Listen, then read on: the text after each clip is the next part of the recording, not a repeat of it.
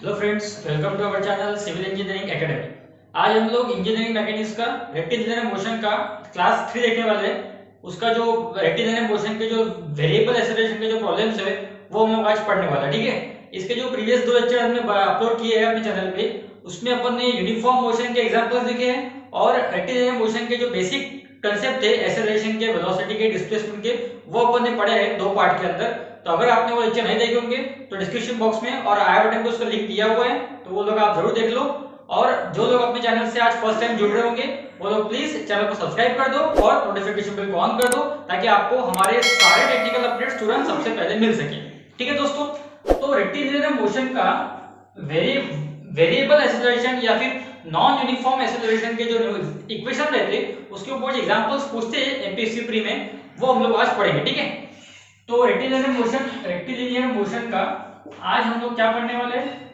आज हम लोग पढ़ने वाले हैं वेरिएबल एक्सेलरेशन। आप बोल सकते हो उसको वेरिएबल एक्सेलरेशन, या फिर उसको आप बोल सकते हैं non uniform motion. Variable acceleration बोल सकते हैं या फिर नॉन यूनिफॉर्म मोशन बोल सकते हैं। यूनिफॉर्म मोशन के जो इक्वेशंस है लीनियर मोशंस के और उसके जो एग्जांपल्स है वो अपन ने ऑलरेडी अपलोड कर चुके हैं अपने चैनल पे, पार्ट 2 उसका आप देख सकते हैं। ठीक है, तो नॉन यूनिफॉर्म मोशन के अंदर कौन से इक्वेशंस आपको ध्यान में रखना पड़ेगा, तो ताकि आप एग्जांपल्स को इजीली सॉल्व कर सको। देखो, अपन ये पढ़े वेलोसिटी का मीनिंग क्या होता है? वेलोसिटी मीनिंग का मीनिंग होता है डिस्प्लेसमेंट अपॉन टाइम, मतलब ds upon dt। Change in displacement with respect to time is equal to क्या? वेलोसिटी होता। अपन ने पढ़े एक्सेलरेशन मतलब क्या होता है? dv upon dt। Change in velocity with respect to time is equal to acceleration होता। और अपन ने पढ़े जर्क। जर्क मतलब क्या होता? Change in acceleration with respect to time. तो तीनों फॉर्मूला हम लोग ऑलरेडी पढ़ चुके हैं अपने पार्ट 1 में, पार्ट 2 में, और ये एकदम बेसिक फॉर्मूले हैं, वेलोसिटी, एक्सेलरेशन और जर्क। ठीक है, अब अगर यहां से अपने को डिस्प्लेसमेंट निकालना है या फिर अपने को वेलोसिटी निकालना है या फिर अपने को एक्सेलरेशन निकालना है, क्योंकि अपने को एग्जांपल्स ऐसे रहेंगे जिसमें अपने को वेलोसिटी, एक्सेलरेशन या फिर जर्क दिया रहेगा और आपको डिस्प्लेसमेंट, वेलोसिटी और एक्सेलरेशन निकालना पड़ेगा। देखो, अगर मेरे को इस इक्वेशन के ऊपर से डिस्प्लेसमेंट निकालना है तो कैसा रहेगा? ds v dt होगा, बरोबर। ds क्या होगा? v dt होगा। लेकिन ये जो आंसर है ये चेंज इन डिस्प्लेसमेंट का, ये ds का आंसर है, अपने को सिर्फ s का आंसर होना। तो आप लोगों को ये पता होगा कि ds मतलब क्या होता है? Derivative of x। Suppose dx है, उसका मीनिंग क्या होता है? Derivative of x। अगर अपन डेरिवेटिव ऑफ x का इंटीग्रेशन करते तो क्या मिलता अपने को? x मिलता। कोई भी अपन डेरिवेटिव का इंटीग्रेशन करते तो क्या मिलता अपने को? सिर्फ वो कांस्टेंट मिलता। जैसे डेरिवेटिव ऑफ x का इंटीग्रेशन क्या होता? x होता। वैसे अगर यहाँ डेरिवेटिव ऑफ, वैसे अगर अपन यहाँ इंटीग्रेशन ऑफ ds करेंगे तो इधर ही अपने को इंटीग्रेशन करना पड़ेगा। अगर यहाँ मैं इंटीग्रेशन ऑफ ds करता तो दोनों इक्वेशन को अगर अपन ने इंटीग्रेट किया, integration of ds is equal to integration of v dt।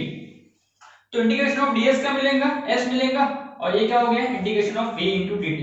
मतलब अगर आपको वेलोसिटी दी है और विथ रिस्पेक्ट टू टाइम आपको डिस्प्लेसमेंट निकालना है, तो आप इस इक्वेशन से निकाल सकते हैं। Displacement is equal to integration of v dt। उसी तरह से अगर मेरे को यहाँ से एक्सेलरेशन दिया हुआ है और वेलोसिटी निकालनी है तो मैं क्या कर सकता? v is equal to integration of a dt। उसी तरह से अपन क्या कर सकते हैं? v is equal to integration of a dt। उसी तरह से अपन एक्सेलरेशन निकाल सकते हैं। Acceleration is equal to integration of jerk dt। Acceleration is equal to integration of jerk into dt। तो आपको एग्जांपल्स कैसे रहते हैं जिसमें आपको वेलोसिटी का या एक्सेलरेशन का या जर्क का इक्वेशन दिया रहेगा और वहां से डिस्प्लेसमेंट निकालो, वेलोसिटी निकालो, एक्सेलरेशन निकालो। इस तरह के एग्जांपल्स आपको प्रॉब्लम में आते हैं सॉल्व करने के लिए। तो एक पर्टिकुलर इक्वेशन को इंटीग्रेट करना पड़ेगा, उसको कुछ लिमिट देना पड़ेगा। यहाँ पे आपको लिमिट देना पड़ेगा 0 से लेकर 3, 0 से लेकर 2, ऐसे कुछ लिमिट देके आपको एग्जांपल सॉल्व करना है। ठीक है, कुछ इसके कुछ एग्जांपल सॉल्व करेंगे अपन जो एग्जाम में पूछे हुए हैं। 2 से 3 अपन एग्जांपल सॉल्व करेंगे इसके, और आगे जाके अपन देखेंगे आज के लेक्चर में कि जो अलग अलग कर्व होती है, VT curve, ST curve, eighty curve, ये कर्व क्या शो करते हैं, इन कर्व का जो ग्राफ निकलता है वो क्या शो करता है, ये अपन आज पढ़ेंगे। ठीक है, तो सीधे चलते हैं अपन अपने कंप्यूटर स्क्रीन के ऊपर इसकी एग्जांपल पढ़ने के लिए। ठीक है, तो चलिए दोस्तों, पहला क्वेश्चन देखते हैं हम लोग। The motion of a particle moving in a straight line given by s is equal to t cube minus 3t square plus 2t minus 5। Determine velocity and acceleration after 4 second. तो इस question में अपने को displacement का equation दिया है और अपने को वेलोसिटी और एक्सेलरेशन निकालना है आफ्टर 4 सेकेंड्स। ठीक है दोस्तों, तो इक्वेशन है T cube minus 3t square plus 2t minus 5। ठीक है, इसका सॉल्यूशन देखते हैं हम लोग। अब देखो, वेलोसिटी और एक्सेलरेशन निकालना है। डिस्प्लेसमेंट का इक्वेशन दिया है दोस्तों t cube minus 3t² plus 2t minus 5। जैसा कि अभी हमने इक्वेशन देखे v is equal to d s upon d t, तो मैंने सिंपली क्या किया, यहाँ पे s को पुट कर दिया डी बाई डी टी और s का इक्वेशन डाल दिया T cube minus 3t² plus 2t minus 5। तो यहाँ पे जो फॉर्मूला लगता है डेरिवेटिव का, वो लगता है derivative of x to the power n वाला। तो वो क्या होता है, derivative of x to the power n is equal to n into x to the power n minus 1। तो ये फॉर्मूले से अपन ने सब टर्म का डेरिवेटिव किया। देखो v का इक्वेशन क्या आ गया, टी क्यूब का डेरिवेटिव क्या हो गया 3 into T square minus 3 into T square का टी स्क्वेयर क्या होगा दोस्तों, टी स्क्वेयर का होगा 2 इंटू टी और मल्टीप्लाई बाय 3 है, मतलब हो गया 6t और 2t का डेरिवेटिव होगा 2 और 5 कांस्टेंट है, तो कांस्टेंट का डेरिवेटिव क्या होता है, 0 होता है। तो वेलोसिटी का इक्वेशन क्या आ गया 3t² माइनस 6t प्लस 2। अब जैसा कि हमने बताया कि एक्सेलरेशन क्या होता है dv अपॉन dt होता, तो जो वेलोसिटी का इक्वेशन निकाला उसको डेरिवेट किया विच रिस्पेक्ट टू t, तो क्या मिलता है, एक्सेलरेशन मिलता। तो वेलोसिटी का इक्वेशन क्या निकाला 3t² माइनस 6t प्लस 2। तो वेलोसिटी का इक्वेशन पुट कर दिया इसमें 3t² माइनस 6t प्लस 2। उसके बाद में देखो एक्सेलरेशन क्या मिलता है अपने को, 3t² का डेरिवेटिव क्या होगा 6t और माइनस 6t का डेरिवेटिव होगा 6। तो ये आपको मिल गया इक्वेशन नंबर 2 जो एक्सेलरेशन का है। अब आपको पूछा है ये 4 सेकंड पे आपको ये वेलोसिटी और एक्सेलरेशन निकालना है, बराबर। तो अपन सिंपली क्या करेंगे, वेलोसिटी के इक्वेशन में t is equal to 4 put कर देंगे और एक्सेलरेशन में भी t is equal to 4 put कर देंगे। तो वेलोसिटी देखो पहले 3 into 4 square minus 6 into 4 plus 2, इसका आंसर आ गया 26 मीटर पर सेकंड। और एक्सेलरेशन का आ गया 60 माइनस 6, मतलब t पुट कर दो आप इसमें 4 सेकंड, तो 6 into 4 minus 6 that will be equal to 18 metre per second square. तो वेलोसिटी आ गया 26 मीटर पर सेकंड और एक्सेलरेशन आ गया 18 मीटर पर सेकंड स्क्वायर। तो इस तरह से अपन ने पहला क्वेश्चन सॉल्व कर पाया, ठीक है। तो चलिए दोस्तों अब क्वेश्चन नंबर 2 देखते हैं।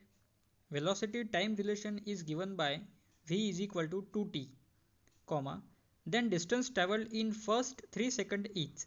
तो इसमें आपको वेलोसिटी और टाइम का एक रिलेशन दिया हुआ है v is equal to 2t, और ये जो पर्टिकुलर बॉडी है ये पहले 3 सेकंड में, मतलब 0 से लेके 3 सेकंड तक के ये पर्टिकुलर बॉडी कितना डिस्टेंस ट्रैवल करता है, ये अपने को इसने पूछा है, ठीक है। तो मतलब इसमें अपने को डिस्प्लेसमेंट निकालना है इन शॉर्ट, ठीक है दोस्तों। तो चलिए इसका सोल्यूशन देखते हैं। अब जैसे कि अपने को इक्वेशन दिया है v is equal to 2t, मतलब ds अपॉन dt को हम बोलते हैं v, इसका मतलब मैं लिख सकता d s upon d t is equal to 2t। अब इसमें अपने को डिस्प्लेसमेंट पूछा है तो अपन क्या लिखेंगे, d s is equal to 2t into D t, ठीक है। अब डिस्प्लेसमेंट पूछा है तो मैंने जैसे बताया था आपको कि आपको अगर दोनों साइड में अगर इंटीग्रेशन करते हो आप, तो डेरिवेटिव का इंटीग्रेशन क्या होता है, s होता है। जैसे कि मैंने इंटीग्रेशन किया डी एस का, और जो उधर की टर्म राइट हैंड साइड की उधर भी इंटीग्रेशन किया, integration of 2t into D T.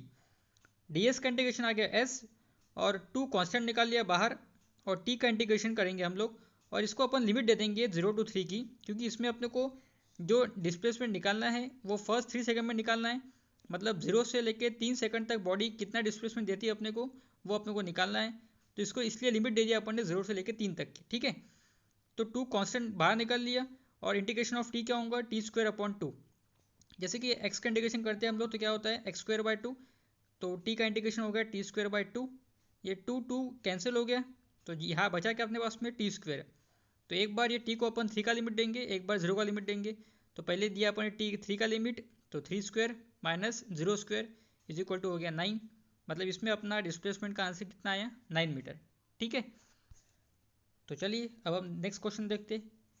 Acceleration of body starting from rest varies with time is given bye 3t plus 4। तो इसमें एक्सेलरेशन दिया है 3t प्लस 4 और वेलोसिटी आपको निकालनी है एट 2 सेकंड। आपको इस बॉडी का वेलोसिटी निकालना है एट 2 सेकंड्स। तो देखते हैं अपन इसका सोल्यूशन।